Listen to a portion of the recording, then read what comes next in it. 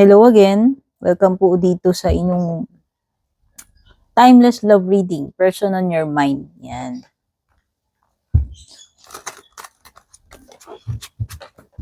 Timeless nga po ito, no? Kahit kailan po ito makarating sa inyo, as long as nakarating po sa inyo. Okay? I'm Tin nga pala. Nga pala si Tin ng Purple Tin at Tin Arcana. Kung bago po kayo dito, thank you sa pag-drop by para manood ng reading ko. Take only what resonates. Any gender, any zodiac sign. Welcome po kayo dito. Gawin nyo lamang gabay ito. Hindi ito dapat seryosohin kasi ito ay card reading lamang. Pwedeng tutugma sa inyo, pwedeng magkakatotoo, pwede rin namang hindi. I-consider nyo na lang as for entertainment purposes itong ating reading or itong content na ito. Okay?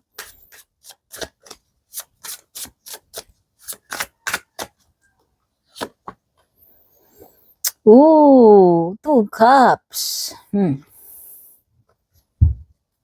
Soulmate connection, dear. Someone na attracted sa'yo. Someone na intriguing, interesting. Someone na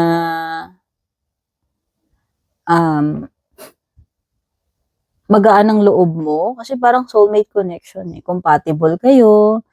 Alam mo, this is a card ng ano connection or ano friendship na madedevelop into romantic connection. At ang maganda rito ay you equally like each other. So, maaaring pareho kayo ng iniisip sa isa't isa, pareho yung type yung isa't isa, or pareho kayo ng feelings right now.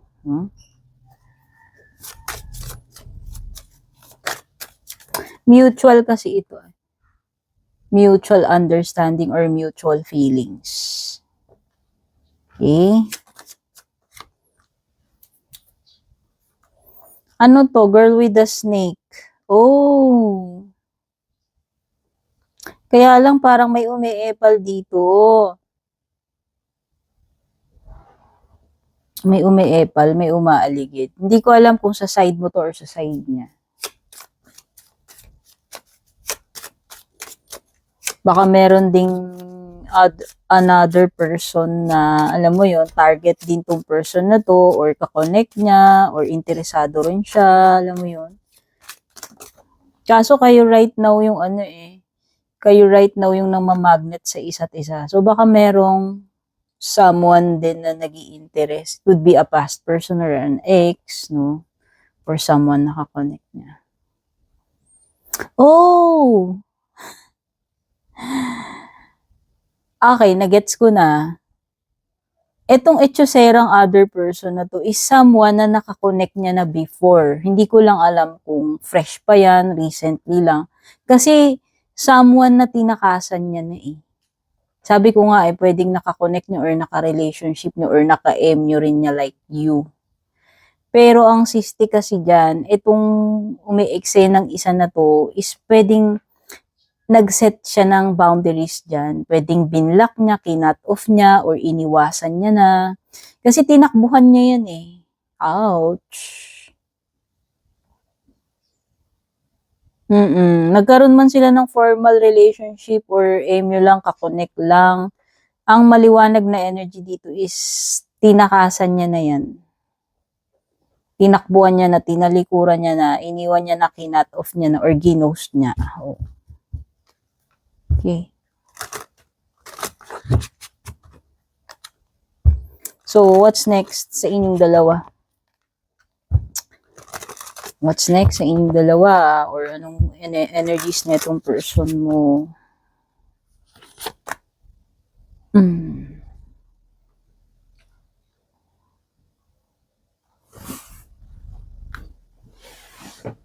Medyo mabagal nga lang kumilos tong person na to. So, nakikita ko yes.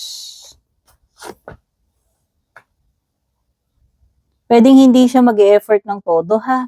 Although nakikita ko dyan na attracted din siya sa'yo, pwedeng same kayo ng iniisip or nafe-feel sa isa't isa. Pero yung sasabihin ko talaga na magte-take action siya agad, mag-e-effort siya agad, dear, parang hindi naman ganun. So, parang ang sinasabi dito ng ano, okay, iniisip niya kasi siguro baka nag-hesitate mag-take action to, mag-first move or magsabi, kasi iniisip niya baka hindi kayo same ng feelings. Nag-hesitate siya eh. Nag-hesitate siya or naghihintay siya bago siya mag-take ng action. So, medyo mabagal ito sa tingin ko bago ito kikilos. Kasi, feel niya muna or tinitingnan niya muna kung alam mo yon kung same kayo ng feelings, baka kasi hindi. Siguro takot din siyang ma-reject or whatever.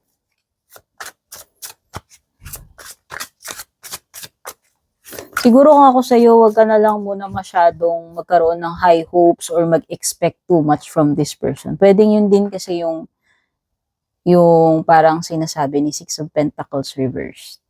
Kasi nga baka mamaya, mag-expect ka tapos hindi naman siya mag-initiate or hindi niya ituloy-tuloy or hindi siya mag-take action. Kasi hindi naman ginagaranti na porke type ka rin niya or same kayo ng iniisip, nararamdaman, hindi naman ginagaranti na talagang ipupursu ka niya. Okay, base dito sa dalawang cards mo na ito. So, what's next? Ano pa? Patay ng oracle cards.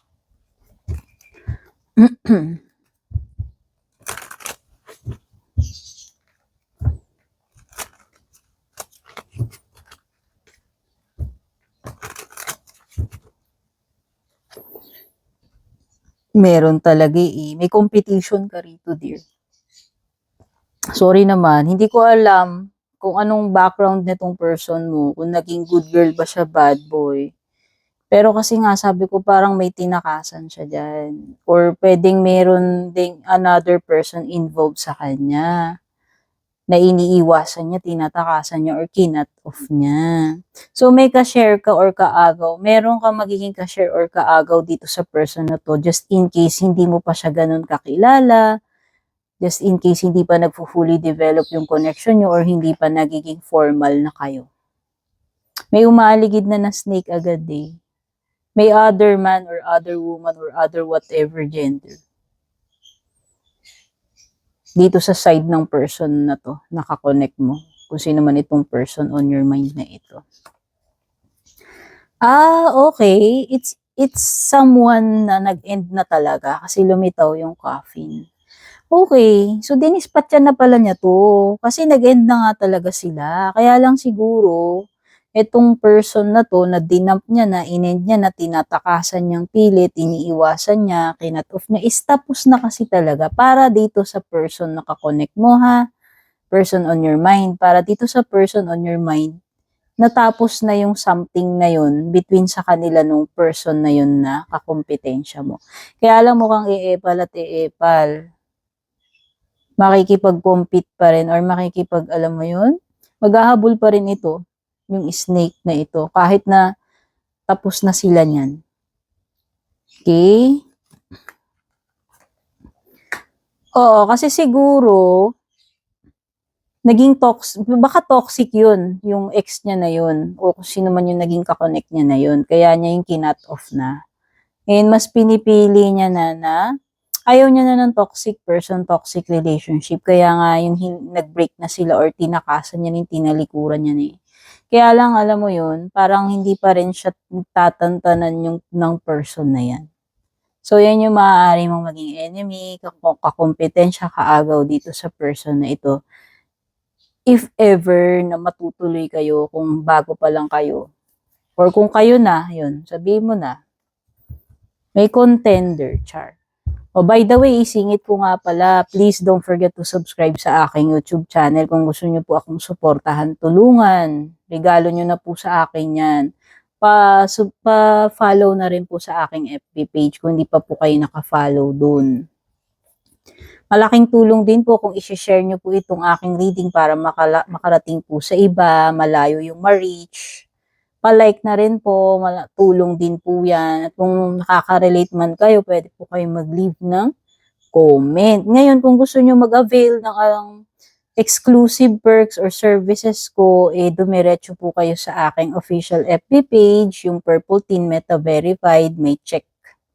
Mag-PM po kayo doon, mag-avail po kayo ng subscription sa akin. Kasi yun lang yung only way para ma-avail nyo yung mga exclusive perks or services ko. Thank you so much.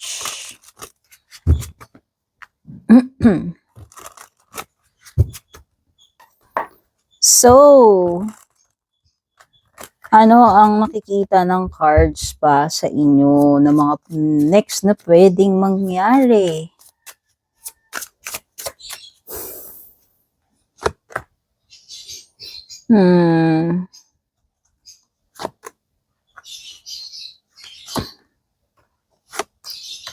Alam mo, sayang, andun sana yung potential Andun sana yung potential sa inyong dalawa kasi you equally like each other. You have many things in common. Maaring the feeling is mutual. Kaya lang kasi parang ang nakikita ko dito ay may mga sagabal when it comes dito sa connection nyo para mag-fully develop, mag-grow, or malayo yung marating. And eventually, nakikita ko, parang wala rin namang happily ever after or happy ending.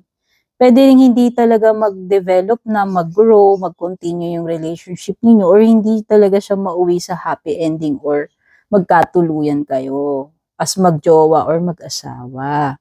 So, yun yung future na nakikita ko. By the way, magpa-part din kayo ng landas Maghihiwalay din kayo ng landas nito Yes, I think magpa-part kayo ng ways. Ayan nakakakita ako ng ending sa future ninyo. Just in case na ma-develop kayo, magkatuluyan man kayo as magkarelasyon, parang ang nakikita ko eventually, hindi rin kayo magiging happily ever after. Mag-i-end at mag-i-end din. Okay?